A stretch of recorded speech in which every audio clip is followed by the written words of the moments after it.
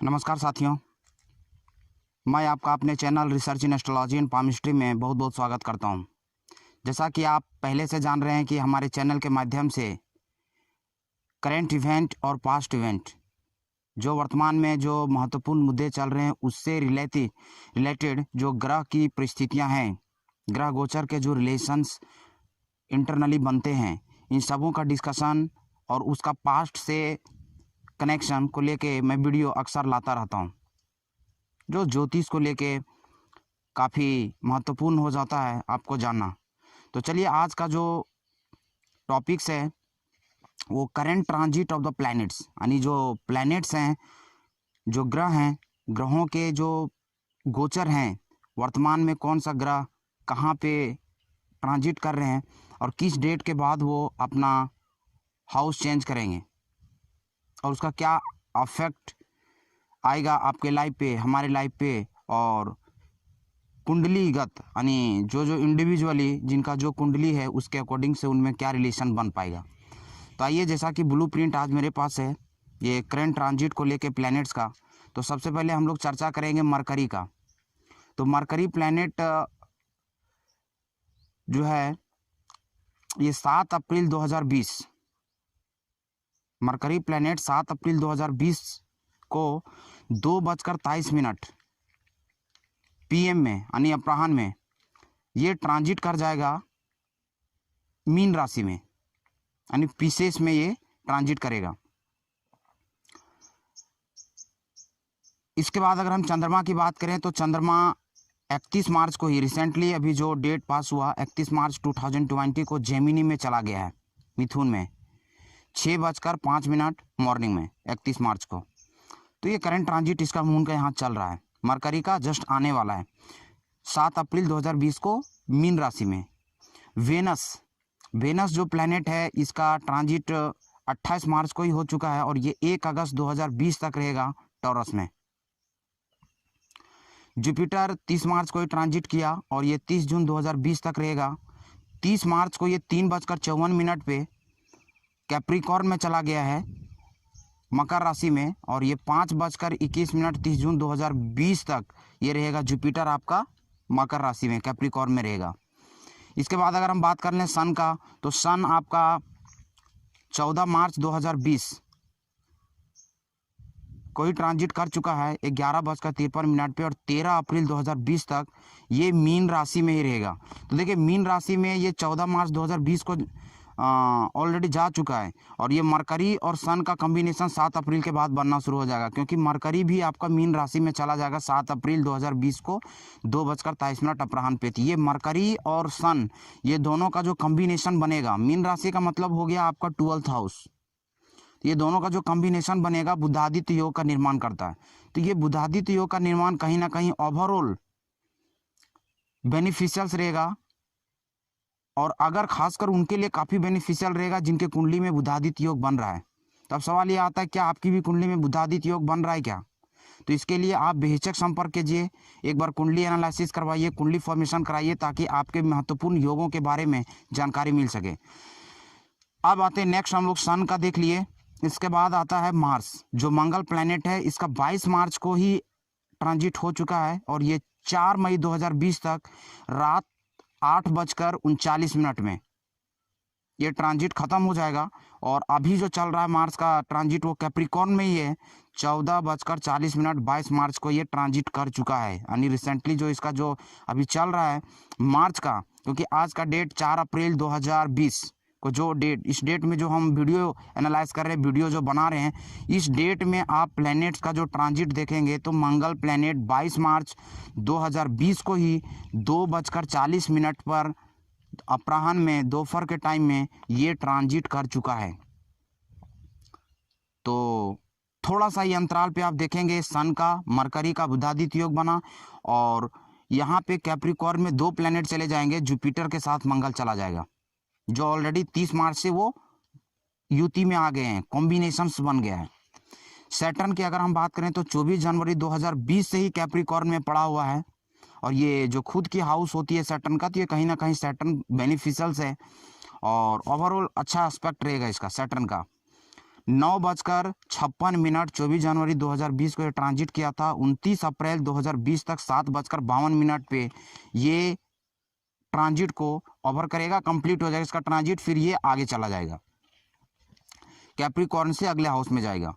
अब सबसे important planets Rahu की हम बात कर लेते हैं, क्योंकि इस वीडियो को बनाने का एक ही मकसद था कि रिसेंटली जो कोरोना वायरस का दहशत चल रहा है ऑल ओवर वर्ल्ड, इसमें कहीं ना कहीं कोई भी कंट्री बोल सकते हैं कि ऐसा नहीं है जो बचा हुआ है। हाँ, रिसेंटली न्यूज में आया था कि कुछ ऐसे कंट्री हैं जिनमें, जैसे नॉर्थ कोरिया हो गया और एक दो आइलैंड्स है, कुक आइलैंड्स वगैरह है, जो कहीं ना कहीं आपके ओशन सेक्टर से रिलेटेड है, तो वहाँ पे ट्रांसपोर्टेशन या फिर एविएशन सेक्टर, एविएशन इंडस्ट्री का उस तरह से इंटरलिंक्ड नहीं होने के कारण कोरोना वायरस का दहशत वहाँ नहीं जा पाया, या फिर वहाँ का जो एडमिनिस्ट्रेशन है, वहाँ की जो गवर्नमेंट है, कुछ ऐसी पॉलिसी सर्टेन टाइम पे लेके आई कि वहाँ का लोग अफेक्ट नहीं हुए कोरोना वायरस की वजह से। लेकिन हम बोल सकते हैं कि कोरोना वायरस का दहशत ऑल ओवर दी वर्ल्ड है और इंडिया भी हमारा इसमें आ चुका है।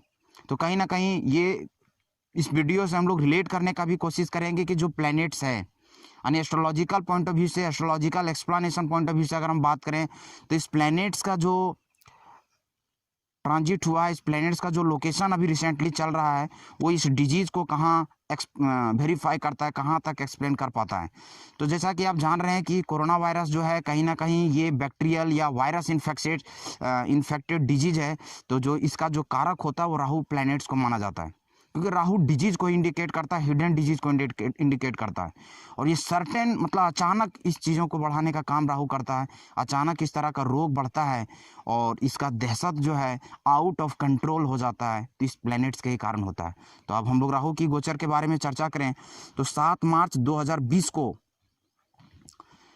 राहु 7 मार्च 2019 में ही, क्योंकि राहु का जो ट्रांजिट होता है बहुत ही स्लो होता है और बहुत टाइम टेकिंग लॉन्ग ड्यूरेशन वाला है। तो 7 मार्च 2019 से लेके 23 सितंबर 2020 तक इसके ट्रांजिट में रहेंगे राहु, और इस डेट के बीच में इनका ट्रांजिशन रहेगा जेमिनी में। तो जेमिनी में एक और प्लैनेट अभी रिसेंटली जाने वाला था, 31 मार्च को चला गया है, मून। तो जेमिनी में मून चला गया और ये राहु है, यानी राहु और मून ये दोनों का कॉम्बिनेशन सही नहीं माना जाता है। तो कहीं ना कहीं ये डिजीज़ को क्रिएट करने का काम किया। बाकी स्पेसिफिक रूप से अगर हम कुंडली देख लें, अभी रिसेंटली जो वर्तमान टाइम चल रहा है इसका कुंडली में अगर हम बात करें, तो प्रथम हाउस में वैसा कोई प्लैनेट अवेलेबल नहीं है। सेकंड हाउस में वेनस और मून, जो मून ट्रांजिट कर के चला जाएगा जेमिनी में, यानी कन्या, ये जेमिनी मिथुन राशि में चला जाएगा, और वहाँ पे गोचर में जाने के बाद ये युति में आ जाएगा राहु का, और ये थर्ड हाउस में जाके एक तरह का डिजीज का क्रिएशन करेगा, क्योंकि राहु यहाँ पे कहीं ना कहीं बोल सकते हैं कि प्रॉब्लम क्रिएटर है। और राहु का जो दहशत है ये 23 सितंबर 2020 तक रहेगा ही रहेगा। हाँ, राहु प्लैनेट्स के ट्रांजिट के दौरान जिस तरह का एक्सटर्नल फैक्टर्स के रूप में अदर प्लैनेट गोचर में आते हैं, तो इसके इफेक्ट को कम करने का प्रयास जरूर करेगा। लेकिन राहु का कंप्लीटली अगर आप इसके इफेक्ट को देखना चाहते हैं कि बिल्कुल इसके इफेक्ट रिड्यूस हो जाएं, तो वो 23 सितंबर 2020 के बाद ही संभव है। तो ये इसका ट्रांजिटरी प्लैनेट था राहु का गोचर में, और ट्रांजिट ये है। फिर 4th हाउस में कोई प्लैनेट नहीं है, 5th 6th 7th 8th 9th 9th में देखिए केतु है। अच्छा, सबसे इम्पोर्टेंट चीज़ है कि कुंडली जो रिसेंटली हम लोग टाइम का जो कुंडली देख रहे हैं, इसमें आप देख सकते हैं कि राहु और केतु ये दोनों मिल के, राहु एंड केतु, क्योंकि ये दोनों मिल के आपका बना रहा है, बोल सकते हैं राहु एंड केतु ये दोनों मिल के बना रहा है। सारा का सारा प्लैनेट चला गया है 12th हाउस में, 11th हाउस में, 10th हाउस में एंड 2nd हाउस में। तो इस तरह का राहु एंड केतु के बीच में ही सारा प्लैनेट्स आ गया है।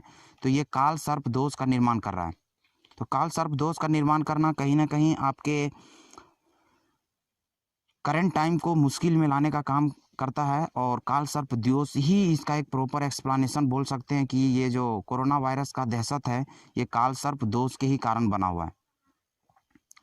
फिर हम लोग 10th हाउस में देखें तो मार्स जुपिटर और सैटर्न का कॉम्बिनेशन है। तो मार्स जुपिटर और सैटर्न का कॉम्बिनेशन भी 10th हाउस में, क्योंकि सैटर्न है यहाँ स्वगृही होकर बैठा है, जुपिटर के साथ मार्स है, ये राहु और केतु के जो एग्जिस्टेंस है इसमें ये बल लाने का काम कर रहा है, जिसके कारण डिजीज बढ़ गया, एक्सपेंड हुआ, क्योंकि कहीं ना कहीं जुपिटर भी इसमें तुल देने का काम करता है। और जब सिचुएशन इस तरह से हो तो कहीं ना कहीं प्रॉब्लम क्रिएटर के रूप में ये भी बहुत हद तक इम्पोर्टेंट रोल प्ले करता है। 11th में बात करें तो मरकरी है, 12th हाउस में सन है। 12th हाउस में सन रिप्रेजेंट कर रहा है आपके मीन राशि में है, तो कहीं ना कहीं ये वैसा कोई नेगेटिव एस्पेक्ट नहीं है। बट सबसे इम्पोर्टेंट चीज़ राहु और केतु का इस तरह का जब अभी कंडीशन बना हुआ है कि यहाँ पे राहु केतु ये दोनों काल सर्प दोष का निर्माण कर रहा है। और जब राहु और केतु काल सर्प दोष का निर्माण करेगा तो ऑब्वियसली प्रॉब्लम आएगा ही आएगा। और कोरोना वायरस का जो इफेक्ट है ये राहु और केतु का जब तक एग्जिस्टेंस इस तरह से नहीं हो जाता कि सारा का सारा प्लैनेट्स जब भी राहु और केतु के एक साइड आ गया, राइट साइड, जिसमें से आपका सेकंड हाउस, फर्स्ट हाउस, जैसा कि अभी हमने बताया 12th house, 11th house, 10th house, ये लाइज करता है राइट साइड में, यानी 180 के अपवर्ड में आ गया है। राहु और केतु का जो एक्सिस बनता है 180 डिग्री के, उसके अपवर्ड जोन में सारे के सारे प्लैनेट्स हैं। तो कहीं ना कहीं अभी राहु को काफ़ी बल मिल गया है अपने मन मुताबिक डिस्ट्रक्शन करने का। और यही रीजंस है कि कोरोना वायरस फैलता ही जा रहा है, उसको कंट्रोल करने में काफ़ी मुसीबतें आ रही है, इंडिविजुअली और एडमिनिस्ट्रेशन को भी, इवन गवर्नमेंट को भी। तो ये रहा current transit of the planets. और अभी अगर हम लोग बात कर लें इसी से रिलेटेड चीज़ें, तो सबसे इम्पोर्टेंट चीज़ इसमें अगर हम बात करें, जैसा कि देखिए मेष राशि का एरीज है, सेकंड में अगर हम लोग बात करें 20 का टॉरस है, थर्ड मिथुन जो बोल रहे थे जेमिनी को इंडिकेट करता है, कर्क राशि कैंसर को, सिंह लियो को, कन्या वर्गो को, तुला लिब्रा को, वृश्चिक स्कॉर्पियो को, धनु सैग्रेटस को, मकर कैप्रिकॉर्न को, जैसा कि अभी हमने डिस्कस किया, कुंभ एक्वेरियस को, और मीन पिसेस को बोलते हैं। तो इस तरह करके ये जो करंट अभी 12th हाउसेस का जो लोकेशन चल रहा है प्लैनेट्स का, ये बहुत ही इम्पोर्टेंट है समझने के लिए कि क्या ऐसा रीजन्स है कि कोरोना वायरस इस तरह से काफ़ी डैमेज करने का काम किया। तो आई होप आपको वीडियो पसंद आया, आप हमारे साथ जुड़े रहिए। आप अगर अपना कुंडली एनालिसिस कराना चाहते हैं तो बेहिचक हमारे व्हाट्सअप नंबर पे कांटेक्ट कर सकते हैं। और हमारे चैनल को सब्सक्राइब करना ना भूलें, कमेंट करें, शेयर करना ना भूलें, ज़रूर अपने दोस्तों को शेयर करें ताकि ये इस तरह का जो फैसिलिटीज़ है उसका मैक्सिमम बेनिफिट उठा सकें। Thank you, good bye.